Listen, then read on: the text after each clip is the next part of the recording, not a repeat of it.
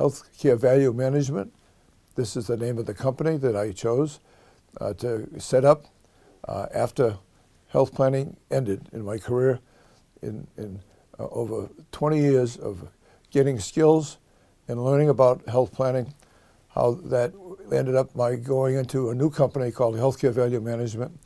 And this lecture is telling you what the issues were, what we did, and what skills we had developed in health planning that allowed us to set up this new company. The end of health planning. The federal government stopped funding 15 years of community health planning. It closed 205 regional health planning agencies across the country and 50 state health planning agencies also throughout the country. This was caused by a serious pressure from the hospitals that were irritated by health planning agencies offering comments to state governments on new technology, the need for more hospitals. It was the fourth time I needed to look for another job. We worked a lot with the building of trade unions to support their health insurance plans. Many of the unions asked if we could keep working with them somehow when our health planning agency had to close down. I asked my longtime friend, Gregory Bulger, if he would like to set up a company with me as a partner. Greg was an administrator of a self-funded union health and welfare plan. He also founded the Mattapan Community Health Center in Mattapan, part of Boston. He was familiar with provider billing systems. This is an issue anybody wanting to set up their own company would have to deal with. In some previous lectures, I talked about Jonathan Fielding setting up his own company after leaving Massachusetts as health commissioner. Many of the same issues we had to deal with. We had a spare room in my home. We saved on rent. My wife borrowed a computer from her work. I did all the typing for the new company. I asked all of our union friends who had an interest in our working with them to send us a letter indicating their interest in our representing them. We needed these letters from the unions to show the hospitals their interest. We had unions representing 50,000 workers that gave us a letter of support. We eventually had 500,000 members. We wrote physician groups at all the teaching hospitals, inviting them to join our network. We eventually had 25,000 physicians. We knew Shields MRI from a certificate of need program where we had worked with them. They had an early interest in NMRs, which they changed the name to MRI. The N was for nuclear, which everybody was afraid of. We guaranteed that our hospitals would be paid within 5 days of when they got the third-party administrator bills. Third-party administrators paid the bills for self-insured unions. The Health Planning Council for Greater Boston was asked by over 30 building trade unions to help them improve their self-funded health plans. They invited 4 corporations to join them. We wrote up a request for proposals, an RFP, for third-party administrators. TPAs had utilization review companies that they often worked with. They had reinsurance companies and disease prevention services. We sent the RFP out to all of the companies that the unions wanted to hear from. We got 3 to 5 responses from each area. Each company came in for an interview. The unions then decided who they wanted to work with. They chose 3 different third-party administrators. TPAs paid the hospitals and other provider bills. We required them to pay bills in 5 days. Unions bought reinsurance for catastrophic cases. They would have insurance for $25,000, $50,000, $100,000 cases. Some unions wanted members to have doctors review proposed hospitalizations and offer another opinion to the members. They often had a company do this work. Some unions wanted members to receive further education on preventing diseases. We hired a cardiologist to work unions on preventing heart disease.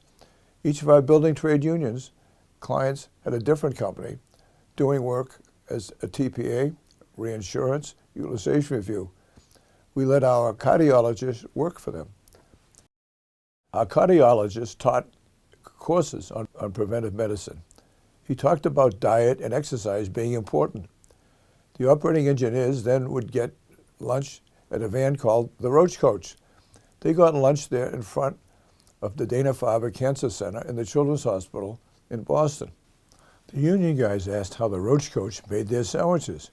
Did they use preservatives in their meats? The coach said that all sandwiches are made with preservatives. The union guys said that their cardiologist, Dr. Evans, told them not to eat preservatives. Could they make sandwiches with fresh tuna fish, fresh chicken salad? The coach said that they could, but it would be more expensive. The union guys said that's okay. The doctors and the nurses noticed that the union guys were getting sandwiches from the corner of the van. The doctors and nurses asked what the union guys were getting. The coach said that the union guys' cardiologist told them not to eat preservatives. The doctors and nurses asked for the same fresh meat as the unions.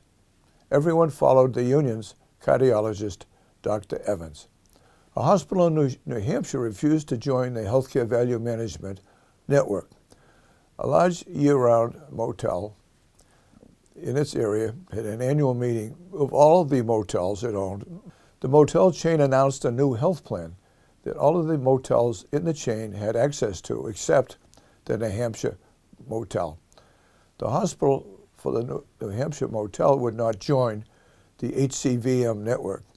The New Hampshire motel director went back to the New Hampshire hospital and told the administrator to call HCVM and join the network, or he would be out of a job.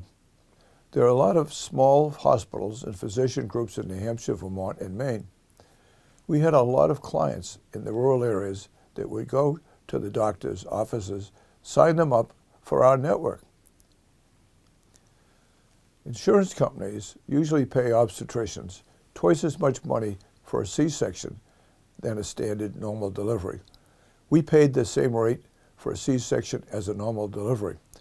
We were thanked by some obstetricians for not encouraging unnecessary C-sections. Some obstetricians refused to join, who later joined when they lost too many patients.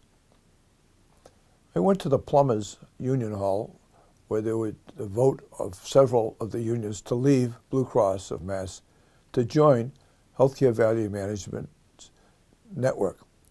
There was a Boston City Hospital ambulance in front of the Union Hall. I asked if somebody was ill. The answer was that the emergency department at Boston City Hospital knew there was a vote to leave Blue Cross that night at the Union Hall, and there might be some violence at the hall. They should have an ambulance there. 4 unions voted to join HCVM and leave Blue Cross with no violence that night. In addition to New England unions and employees using HCVM, national employers use HCVM. Most national employers who were self-insured had employees in Boston. They wanted to use our network. We would give them, the Boston clients, access to our discounts at Boston hospitals. Some of these national networks became interested in buying HCVM.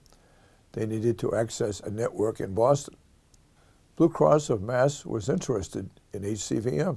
I got a telephone call in 1993 from the president of Massachusetts Blue Cross Blue Shield, who had been president of Blue Cross Blue Shield in Michigan.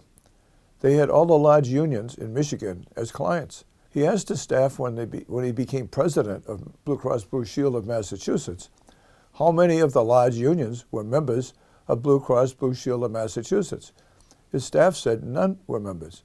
They were all members of HCVM in Norwood with Charles Donahue. He asked who HCVM was and called me. I met the Massachusetts president of Blue Cross Blue Shield. He wanted to buy HCVM.